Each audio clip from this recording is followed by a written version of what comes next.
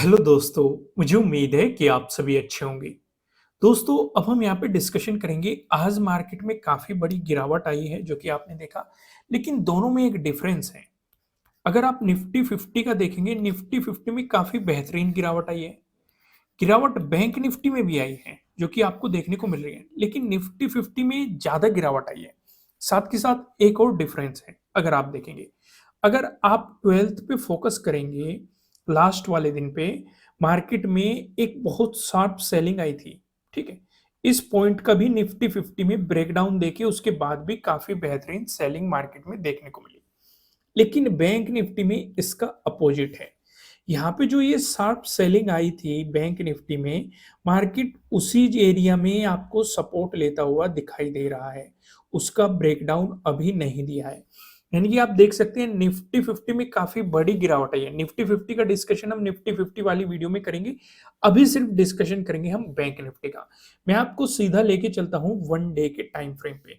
यहाँ पे आप देखेंगे कल एक सपोर्ट जोन का हम डिस्कशन कर रहे थे कि मार्केट इस सपोर्ट जोन की रेस्पेक्ट कर रहा है। यहाँ पे हमने ये डिस्कशन भी किया था कि ये पहले एक इंपॉर्टेंट रेजिस्टेंस बना हुआ था और उससे पहले एक इंपॉर्टेंट सपोर्ट रह चुका है। यानी कि पहले सपोर्ट था, ब्रेकडाउन मिला तो रेजिस्टेंस की तरह एक्ट कर रहा है, फिर से ब्रेकआउट मिल गया तो सपोर्ट की तरह एक्ट कर रहा है। डिस्कशन ये किया था कि अगर इस वाले सपोर्ट जोन का ब्रेकडाउन मिलता है तो आपको मार्केट में नेगेटिव मोमेंटम देखने को मिल सकता है, गिरावट देखने को मिल सकती है, जो कि मार्केट ने इसका ब्रेकडाउन भी दिया और एक नेगेटिव मोमेंटम भी आपको दिया है। अब यहाँ पे कुछ चीजें बदल जाएगी। पहली चीज, अब जो ये सपोर्ट जोन था इसका ब्रेकडाउन मिल चुका है। भाई सपोर्ट जोन है, ब्रेकडाउन मिल गया तो उसकी रेजिस्टेंस की तरह एक्ट करने की पॉसिबिलिटी बढ़ जाएगी। यानी कि ऊपर आते समय ये इंपॉर्टेंट रेजिस्टेंस के रूप में आपके लिए एक्ट कर सकता है, पहली चीज। दूसरी चीज, अगर ये गिरावट कंटिन्यू रहती है, क्योंकि मार्केट को इस वाले जोन को निकालना पड़ेगा। अगर मार्केट और नेगेटिव मोमेंटम देना चाहता है, इस वाले जोन को निकालना पड़ेगा, क्योंकि लास्ट टाइम हमने क्या डिस्कशन किया था कि अगर किसी पॉइंट से बड़ी बाइंग आती है या किसी पॉइंट से बड़ी सेलिंग आती है तो उन्हें मार्क कर लो। भाई इस पॉइंट से कल के दिन भी आपको बड़ी बाइंग मार्केट में देखने को मिली थी, जो मार्केट को ऊपर की तरफ लेके गई थी। मैं अभी आपको दिखाता हूं, अभी मैंने आपको दिखाया भी था। यहाँ पे आप देखेंगे, यहाँ से मार्केट में एक मोमेंटम आया था, ठीक है, ऊपर की तरफ गया था और अभी मार्केट उसी जोन पे खड़ा हुआ है।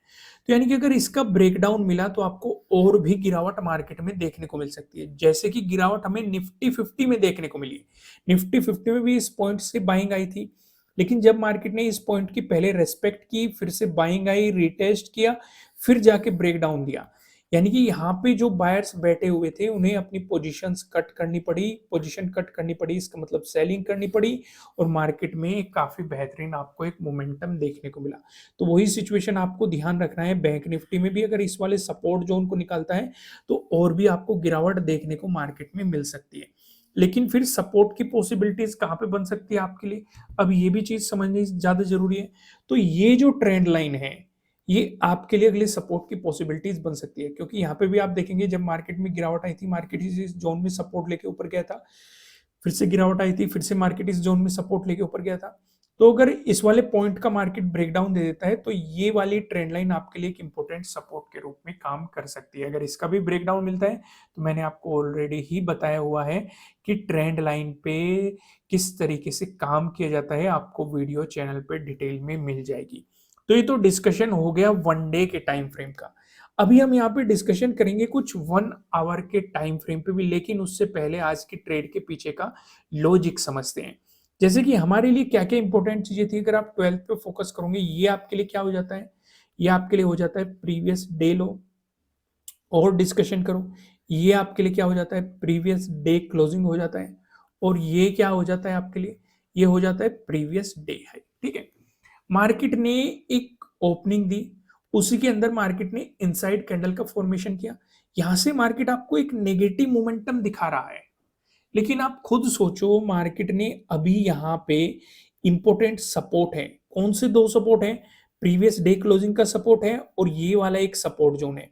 वे अगर मार्केट इन सपोर्ट जोन को नीचे की तरफ निकालता तो नेगेटिव मोमेंटम के बारे में हम सोचते, या फिर मार्केट ऑलरेडी यहाँ पे अपना ट्रेडिंग डे हाई बना चुका है और इसके ऊपर ये वाला रेजिस्टेंस जोन है। अगर मार्केट इन्हें ऊपर की तरफ निकाल देता तो पॉजिटिव साइड कुछ प्लान करते।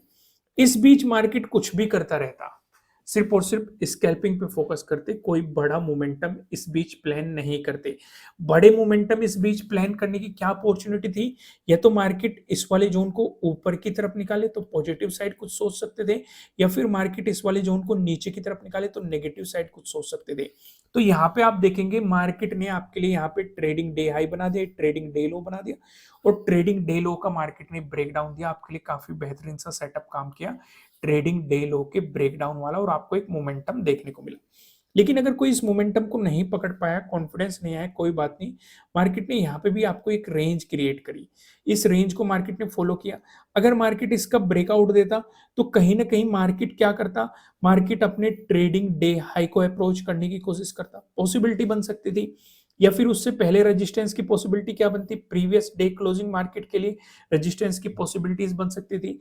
अगर मार्केट इसका ब्रेकडाउन निकालता है तो नीचे की तरफ प्रीवियस डे लो काफी इंपॉर्टेंट जोन आपके लिए हो सकता था, जो कि मार्केट ने नीचे की तरफ निकाला, इसे रिटेस्ट भी किया, प्राइस एक्शन भी बनाया, और उसके बाद मार्केट ने आपको मोमेंटम दिया, और प्रीवियस डे लो पे मार्केट आपको यहाँ पे सपोर्ट लेता हुआ दिखाई दिया। तो चीजें समझ में आ रही है ना, क्लियर हो रही है ना? आइए सीधा अब हम चलते हैं 1 आवर के टाइम फ्रेम पे, क्योंकि कल के लिए हमें क्या सोचना चाहिए उन चीजों का डिस्कशन कर लेते हैं। भाई हमारे लिए ये वाला एक इंपॉर्टेंट सपोर्ट जोन था, मार्केट ने इसका ब्रेकडाउन दे दिया है, अब ये एक इंपॉर्टेंट रेजिस्टेंस हमारे लिए बन चुका है। ठीक है, रेजिस्टेंस ये पहले भी था, ब्रेकआउट मिला तो सपोर्ट की तरह एक्ट कर रहा था, फिर से ब्रेकडाउन मिल गया तो अब ये रेजिस्टेंस की तरह एक्ट कर रहा है। मार्केट ने इसकी रेस्पेक्ट भी की, इसे रिटेस्ट भी किया। नीचे की तरफ देखिए तो मार्केट फिलहाल सपोर्ट लेवल पे खड़ा है, तो यहाँ पे कुछ चीजें प्लान करते हैं। पहली चीज, भाई यहां से एक बाइंग आई थी मार्केट में, इस वाले पॉइंट को मार्क कर लो, यहीं पे पहले तो यहां से बाइंग आई थी मार्केट में, इस वाले पॉइंट को मार्क कर ले। दूसरा, प्रीवियस डे क्लोजिंग भी यहीं पे है हमारी। तीसरा, प्रीवियस डे लो भी यहीं पे है, इसे भी मार्क कर लो। चौथा, ये वाला सपोर्ट जोन भी यहीं पे है। तो यानी कि खुद सोचो, अगर मार्केट इन चारों का ब्रेकडाउन दे देता है, यानी कि जहां से बाइंग आई है इस वाले पॉइंट से भी नीचे चल देता है, प्रीवियस डे क्लोजिंग से भी नीचे चल देता है, प्रीवियस डे लो का भी ब्रेकडाउन दे देता है, इस वाले सपोर्ट जोन का भी ब्रेकडाउन दे देता है, तो फिर मार्केट में एक मोमेंटम मिल सकता है नेगेटिव साइड और भी ज्यादा। तो अगला सपोर्ट की जोन की पॉसिबिलिटी क्या है, इस वाले जोन में मार्केट के लिए सपोर्ट की पॉसिबिलिटीज हो सकती है। साथ के साथ यहाँ पे जो वो ट्रेंड लाइन थी, आपको उसका भी ध्यान रखना है कि वो ट्रेंड लाइन भी आपके लिए एक सपोर्ट के रूप में काम कर सकती है, अगर मार्केट ने इस वाले जोन का ब्रेकडाउन दिया। एक ट्रेंड लाइन, एक ये वाला सपोर्ट जोन, इसका ब्रेकडाउन मिला तो 46,000 का यहाँ पे राउंड लेवल है। ये चीजें समझ में आ गई। लेकिन ऐसा भी तो हो सकता है, अगर मार्केट में यहां से बाइंग आई थी, क्या पता फिर से बाइंग आ जाए, पॉसिबिलिटी बन सकती है। भाई ये भी तो एक इंपॉर्टेंट जोन है, यहाँ पे प्रीवियस डे लो का भी सपोर्ट है। अभी तो मैंने आपको बताया कि यहाँ पे चार चार सपोर्ट है, हो सकता है मार्केट इनकी रिस्पेक्ट करे और एक बाउंस दिखा दे, बाउंस दिखा दे तो ऊपर की तरफ ये वाला इंपॉर्टेंट रेजिस्टेंस जोन आपके लिए रहने वाला है, पॉसिबिलिटीज हो सकती है। क्या उससे पहले भी कुछ और यहाँ पे दिखाई दे रहा है? कितने लोगों को दिखाई दे रहा है?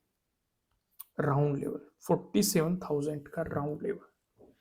तो इसीलिए ऊपर की तरफ अगर आप प्लान करोगे तो प्रॉपर आपको यहाँ पे स्टॉप लॉस लगा के प्लान करना है। चीजें समझ में आ गई? आइए अब हम डिस्कशन करते हैं 15 मिनट के टाइम फ्रेम पे। 15 मिनट के टाइम फ्रेम पे चीजें यहाँ पे समझने की कोशिश करते हैं, इससे आपको थोड़ी सी क्लियरिटी समझ में आ जाएगी। ये वाला जोन तो आपको दिखाई दे रहा है, यहाँ पे मार्केट में मैंने पहले ही ऑलरेडी ड्रॉ करके रखा हुआ है। अब इसे थोड़ा सा डिटेल में समझते हैं। अगर मार्केट फ्लैट ओपन होकर पॉजिटिव मोमेंटम दिखाता है, दोस्तों अगर आप यहां तक पहुंच गए हैं तो लाइक टारगेट है 1000 लाइक। अगर आपने अभी तक लाइक बटन को प्रेस नहीं किया है, जल्दी से लाइक बटन को प्रेस कर दीजिए। अगर मार्केट में फ्लैट ओपन होकर पॉजिटिव मोमेंटम आता है तो खुद सोचो, पहले तो मार्केट को 47,000 को निकालना पड़ेगा, पहला कंपलसरी पोजीशन है। ठीक है, क्योंकि नीचे आते समय भी मार्केट ने एज ए सपोर्ट इसकी रेस्पेक्ट किया है, उससे पहले टाइम स्पेंड करके भी इसकी रेस्पेक्ट किया है, ब्रेकडाउन देने के बाद मार्केट ने इसे रिटेस्ट भी किया है और एज ए रेजिस्टेंस भी रेस्पेक्ट किया है। तो पहले तो नजदीकी इंपॉर्टेंट रेजिस्टेंस ये है। अगर इसका ब्रेकआउट मिला फिर दूसरा इंपॉर्टेंट रेजिस्टेंस ये है। यानी कि हम एक बात क्लियर क्लियर समझ रहे हैं छोटे टाइम फ्रेम पे, कि अगर पॉजिटिव साइड कुछ प्लान किया तो जब तक 47,200 के लेवल को या मार्केट इस वाले रेजिस्टेंस जोन को नहीं निकाल देता, पॉजिटिव साइड कुछ ज्यादा बड़ा प्लान नहीं करना है, क्योंकि पॉजिटिव साइड आपके लिए कदम कदम पे अब रेजिस्टेंस बैठ चुके हैं। जैसे कि अभी मैं गिनवाता हूं, एक ये 47,000 का रेजिस्टेंस हो गया जो काफी नजदीक है, दूसरा रेजिस्टेंस ये हो गया, तीसरा रेजिस्टेंस ये हो गया। इसका भी हम काफी दिनों से डिस्कशन कर रहे हैं, क्योंकि इस जोन में मार्केट पहले भी टाइम स्पेंड कर चुका है, कि पहली बार टाइम स्पेंड नहीं कर रहा। और आज भी हमने देखा है मार्केट ने इस जोन की रेस्पेक्ट की है, यहीं पे रेजिस्टेंस की तरह एक्ट करके यहीं से रिवर्सल दिखा है। तो यानी कि यहाँ से स्कैल्पिंग जरूर प्लान की जा सकती है, लेकिन लॉन्ग साइड नहीं जाया जा सकता कि आप एग्रेसिवली बाइंग करने लग जाओ कि मार्केट यहां से उठ ही जाएगा। होने को कुछ भी हो सकता है। अगर आपको मार्केट इतने बड़े बड़े कैंडल बना के इनका ब्रेकआउट दे दे, वो एक अलग केस है। लेकिन अगर मार्केट फ्लैट ओपन होकर नॉर्मल चल रहा है, तो ये रुकावटें बन सकती हैं मार्केट के लिए पॉजिटिव साइड जाने में। समझ में आ गई? वहीं पे अगर मार्केट फ्लैट ओपन होकर नेगेटिव मोमेंटम दिखाता है, लाइक टारगेट में लिख दूं, आपकी याद नहीं रहता लाइक करना। अगर मार्केट फ्लैट ओपन होकर नेगेटिव मोमेंटम दिखाता है, तो दोस्तों इसका डिस्कशन करने से पहले मैं आपको बता दूं, आपके लिए किसी भी तरह का ना तो कोई बाय रिकमेंडेशन है, ना ही कोई सेलिंग रिकमेंडेशन है। ये जस्ट एजुकेशनल पर्पज से बनाई गई एनालिसिस वीडियो है। इन्वेस्ट करने से पहले आपको अपनी रिसर्च करनी है, अपनी इन्वेस्टर की सलाह लेनी है, क्योंकि प्रॉफिट भी आपका होने वाला है, लॉस की जिम्मेदारी भी आपको अपने आप लेनी है। अगर मार्केट ने फ्लैट ओपन होकर नेगेटिव मोमेंटम दिखाया, तो जैसे कि मैंने आपको बताया कि यहाँ पे चार चार सपोर्ट बैठे हुए हैं मार्केट में। कितने लोगों को याद है जो मैंने ये बताया था? अभी डिस्कशन किया था ना कि प्रीवियस डे क्लोजिंग है, प्रीवियस डे लो है, यहाँ से एक बड़ा मोमेंटम आया था, ये पॉइंट भी इसी जोन में है और एक इंपॉर्टेंट सपोर्ट जोन है। तो मार्केट को इन चारों का ही ब्रेकडाउन देना पड़ेगा, तभी आप मार्केट में कुछ नेगेटिव साइड प्लान कर सकते हैं। फिर आप उस ट्रेंड लाइन पे फोकस करेंगे। समझ में आ गया? एक बार फिर दिखाऊं वो ट्रेंड लाइन, जिससे कि क्लियरिटी नजर आ जाए। ये रही, आप इस वाली ट्रेंड लाइन पे फोकस करेंगे। फिर अगर मार्केट ने इस वाले जोन को नीचे की तरफ निकालता है, तो इस ट्रेंड लाइन पे आप फोकस करेंगे सपोर्ट की तरह। इसका ब्रेकडाउन मिला तो आपको 46,000 जो कि एक राउंड लेवल है, इस पे फोकस करना है। वापिस वहीं पे आते हैं। अगर मार्केट ने गैप अप ओपनिंग दी, ये काफी इंटरेस्टिंग होने वाला है, इसे ध्यान से समझो भाई। एक रेजिस्टेंस तो ये 47,000 पे, एक रेजिस्टेंस ये, एक रेजिस्टेंस ये। अब खुद सोचो कि अगर मार्केट गैप अप ओपन होता है, इस बीच होता है, जिस जिस रेजिस्टेंस का ब्रेकआउट मिलता रहेगा वो सपोर्ट की तरह एक्ट करते रहेंगे। समझ पा रहे हो कि नहीं? और जिस जिस सपोर्ट का ब्रेकडाउन मिलता रहेगा वो रेजिस्टेंस की तरह एक्ट करते रहेंगे। तो इस बीच अगर मार्केट गैप अप ओपन होता है, तो सिर्फ और सिर्फ स्कैल्पिंग अपॉर्चुनिटीज पे फोकस करना, ना कि आप पॉजिटिव साइड एग्रेसिवली बाइंग करने लग जाओ या नेगेटिव साइड एग्रेसिवली सेलिंग करने लग जाओ। क्योंकि ये सोचो कि भाई आज भी मार्केट ने ऊपर ओपन होके एक नेगेटिव मोमेंटम दिखा दिया, यहाँ पे भी ऊपर ओपन हो रहा है, नेगेटिव मोमेंटम दिखा सकता है, हो सकता है। लेकिन ये सपोर्ट की तरह भी तो रोकेंगे मार्केट को। हो सकता है मार्केट को साइडवेज ले जाए, जैसे इस जोन में देखो मार्केट साइडवेज चला गया, इस जोन में देखो मार्केट साइडवेज चला गया, इस जोन में देखो मार्केट साइडवेज चला गया। क्या वैसे ही जा रहा है? भाई पहले भी तो जा चुका है, देखो इस जोन में मार्केट साइडवेज चला गया। तो रिस्क क्यों ले रहे हो? तो बेहतर क्या है, अगर इस बीच होगा सिर्फ और सिर्फ स्कैल्पिंग अपॉर्चुनिटीज पे फोकस करनी है, तो मार्केट इस वाले जोन को ऊपर की तरफ निकाले तब कुछ एग्रेसिवली पॉजिटिव साइड सोचेंगे, या फिर इस वाले जोन को मार्केट नीचे की तरफ निकाले तब एग्रेसिवली नेगेटिव साइड कुछ प्लान करेंगे। उससे पहले कुछ भी प्लान नहीं करना है। वहीं पे अगर मार्केट ने आपको गैप डाउन ओपनिंग दे दी, इस वाली सिचुएशन पे आप क्या कर सकते हैं? अगर गैप डाउन ओपनिंग मिली, भाई यहाँ पे चार चार सपोर्ट जोन बैठे हुए थे, मार्केट इनका ब्रेक डाउन दे देगा तो इनकी रेजिस्टेंस की तरह एक्ट करने की पॉसिबिलिटी बढ़ जाएगी। अगर फॉलोअर कैंडल मिली, तो जो वो ट्रेंड लाइन आ रही थी, आपको उसी ट्रेंड लाइन की रेस्पेक्ट करनी है, मार्केट को उसी के अकॉर्डिंग ही काम करना है। दोस्तों वीडियो को लाइक करना, लाइक टारगेट है 1000 लाइक। अगर आपने लाइक नहीं किया है, लाइक कर दीजिए अभी तक, और कमेंट करके मुझे बताइए कि आपको एनालिसिस कैसे लग रहे हैं। नए हो सब्सक्राइब करना और बेल आइकन प्रेस करना, जिससे आपको आने वाली वीडियोस के नोटिफिकेशन मिल सकेंगे। फिलहाल इस वीडियो में इतना ही, फिर मिलेंगे किसी नेक्स्ट वीडियो में किसी अच्छे कंटेंट के साथ। Thank you.